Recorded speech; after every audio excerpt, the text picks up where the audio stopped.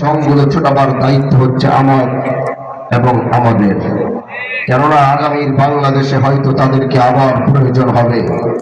আগামীর বাংলাদেশের সার্বভৌমত্ব রক্ষায় হয়তো আবার তাদেরকে প্রয়োজন হবে আল্লাহর দ্বীনকে হেফাজত করবার জন্য, এবং আল্লাহর দ্বীনের চূড়ান্ত বিজয়ের জন্য হয়তো আবার প্রয়োজন হবে।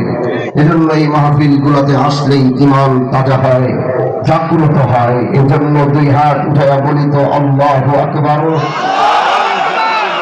আল্লাহ এই মুজমায় বয়ান করার মতো মুজমা না, এই মুজমা বয়ান করবার মতো মুজমা।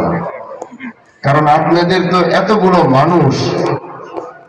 মানুষ 10 জন থাকলে ইমামদার আওয়াজ দিবে 100 জনের মতো, 100 জন থাকলে আওয়াজ দিবে 500 জনের মতো। আর আপনারা এতগুলো মানুষ মিলেও আপনাদের মুখ দিয়ে আওয়াজ দিবে না, নাকি পেটের ভিতরে ক্ষুধা? ক্ষুধা নাকি পেটের ভিতরে ক্ষুধা? খাওয়াকে আগে দিয়ে দিতে পারবো, তারপর কি আলোচনা আমার একটাই অস্ত্র লাগবো, আর কারণে লাগবো না। এজন্য আওয়াজ কথা আপনি দেখেন, আমি আপনাকে বলছি, আপনি আওয়াজ ছাড়ুন, গলা ছাড়ুন, আপনার ইমানের সেই জজবা আপনি দেখান, আপনি পারবেন। এই যে মাত্র যে আওয়াজ দিলেন, এর থেকেও বেশি আওয়াজ হবে যদি এখন দিবেন। বিশ্বাস না হলে আবার জানতে দেখি সবাই একটু হইলেও আওয়াজ বাড়ছে। আমি বলবো আরো আওয়াজ বাড়বে, কারণ এটাই তো আমাদের অস্ত্র।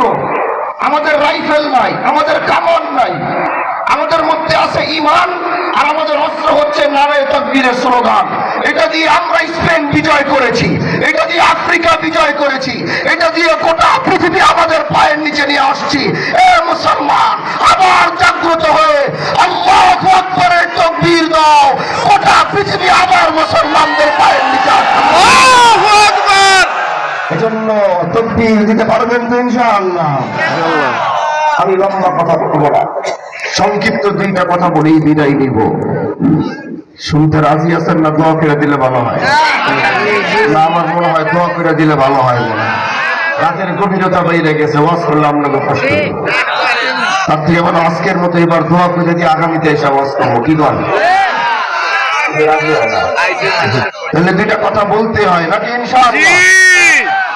মেরে দোস্ত, আজ গোটা পৃথিবীর মধ্যে আপনি দেখবেন, বিশেষ করে বাংলাদেশের সাথে বাহিরের কথা বাদ দিলাম, আমি যদি বাংলাদেশের 2টা বর্ডারের দিকে তাকাই, এক হচ্ছে মায়ানমারের বর্ডার, আর এক হচ্ছে ভারতের বর্ডার।